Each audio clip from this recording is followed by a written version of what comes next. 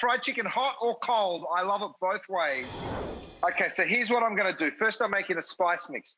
Cayenne pepper and paprika, right? Those two things go in there. A little black pepper as well. Put as much or as little as you like. And then, of course, salt. So I mix that little spice mix together, and that's effectively what we're going to use to season our flour.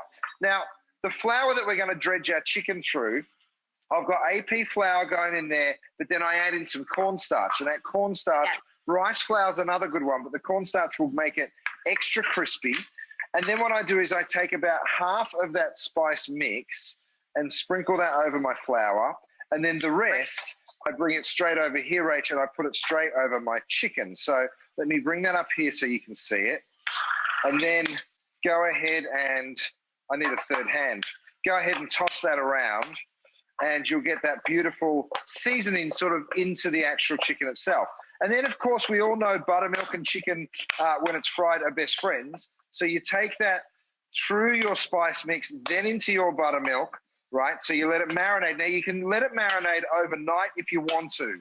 But the truth is, even just an hour or so will still give you great flavor, right? So we toss all of that together and get it nice and moist. Pick up your chicken into the flour. Then you're going to toss that around, right? But because you want that crust to be really crunchy and wonderful, what I like to do next is I go from the flour into egg, okay? So the egg will actually give you just an extra crunch there, and it'll really hold on to that flour much better, in fact, than just the buttermilk will.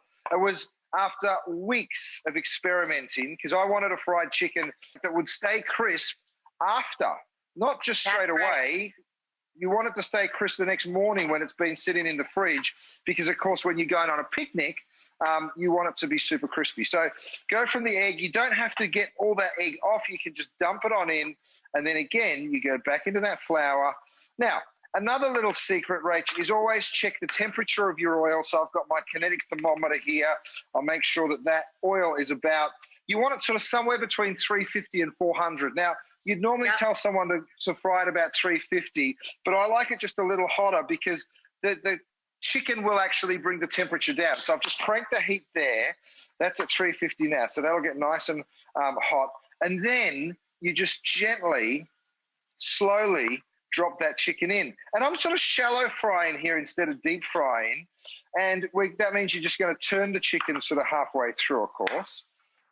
So I cook it halfway and then I take it out, let it rest, right? And in that, during that process, I sort of turn it over. The other way, of course, is you drop it in the oven, right? That's possible too. Right. But I like dropping it in here, and then let me just grab. I actually did some ahead of time. You know us, we cheat. But I brought some out here, and you can see how golden and wonderful that's looking. Doesn't that look great? Gorgeous. So, yeah, I would take it out halfway, let it rest, let it cool down for a minute, and then you pop it back in that nice hot oil again. And then you put it on the wire rack, yeah.